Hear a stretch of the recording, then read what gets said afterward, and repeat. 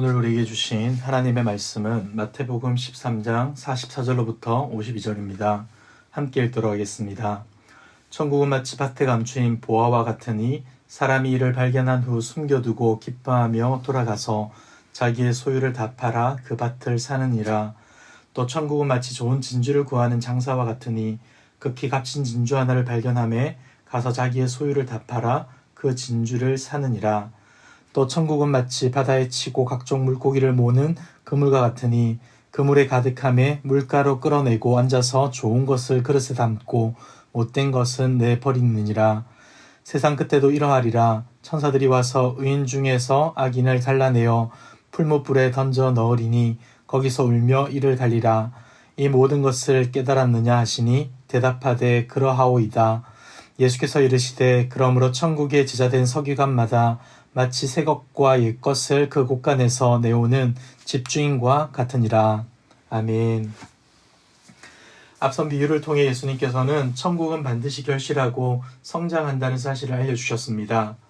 천국 백성으로 산다는 것이 겉으로 보기에는 초라해 보일지 몰라도 그 속에 생명이 있기 때문에 반드시 강성해지고 온 세상에 영향력을 미치게 될 것이라 말씀해 주신 것이죠. 그리고 오늘의 본문에서는 천국의 가치를 아는 자들의 모습이 어떠한지를 알려줍니다. 44절을 보시기 바랍니다. 천국은 마치 밭에 감추인 보화와 같으니 사람이 이를 발견한 후 숨겨두고 기뻐하며 돌아가서 자기의 소유를 다 팔아 그 밭을 사느니라.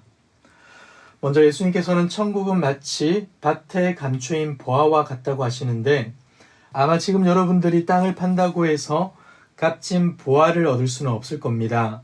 왜냐하면 지금의 사람들은 돈을 은행에 저축하거나 부동산이나 주식에 투자하기 때문이죠.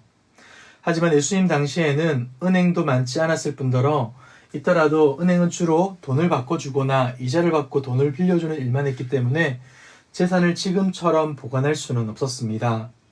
이 당시에는 온전히 개인이 재산에 대한 책임을 져야 했던 것이죠.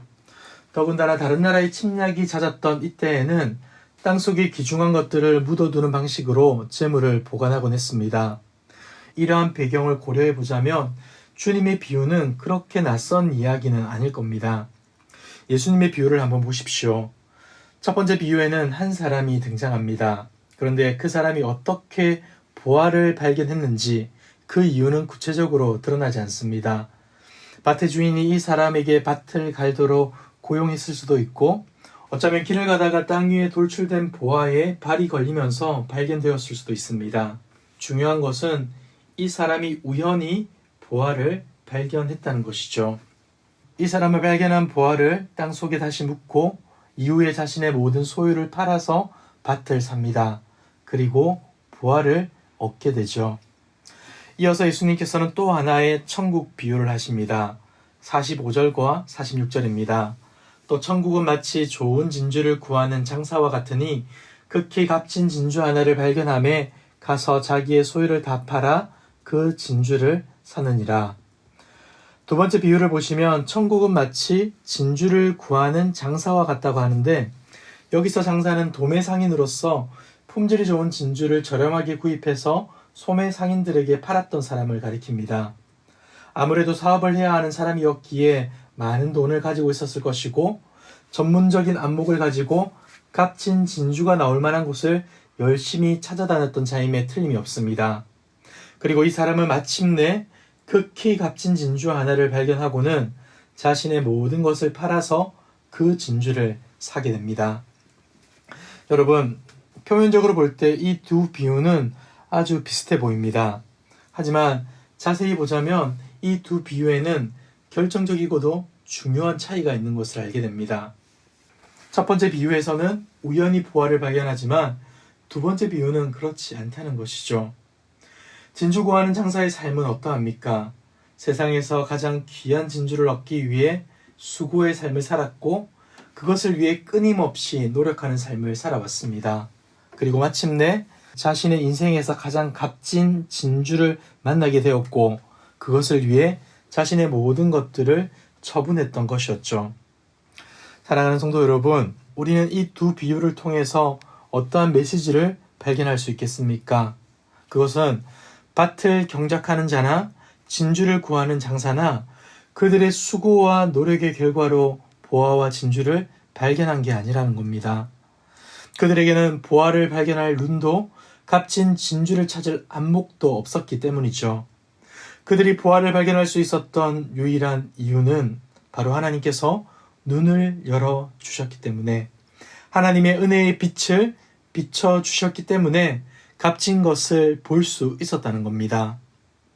이러한 사실 앞에서 우리는 진지하게 고민하고 물어봐야 합니다. 우리의 눈은 어떠한지, 어떤 눈으로 밭을 바라보고 있는지 말이죠. 혹시 얼마만큼의 씨를 뿌리고 얼마만큼의 수확을 얻을지에만 관심을 두고 밭을 고르고 있진 않습니까?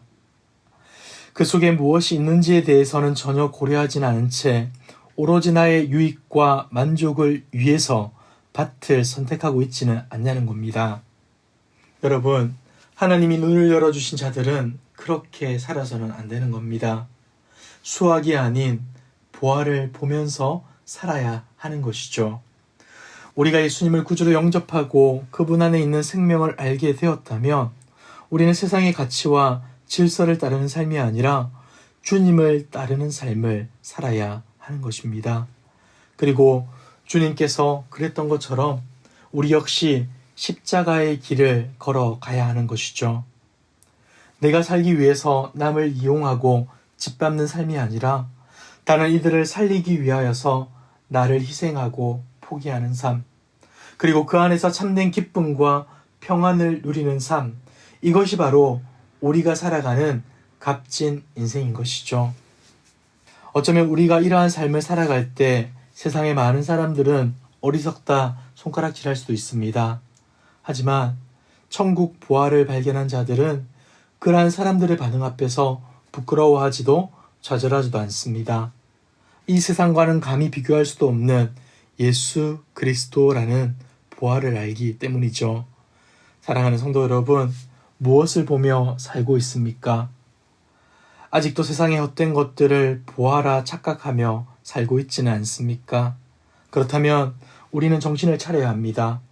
주님만이 참된 보아이심을 알아야 하고 그러한 주님만을 바라보며 살아야 하는 것입니다. 사랑하는 성도 여러분, 우리가 보아를 발견할 수 있었던 것은 우리의 지혜나 탁월함이 아니었습니다. 하나님께서 우리의 눈을 열어주시고 영광의 빛을 비춰주셔서 볼 수 있게 된 것이었죠. 그렇다면 우리의 마음의 자세와 태도는 어때야 하겠습니까?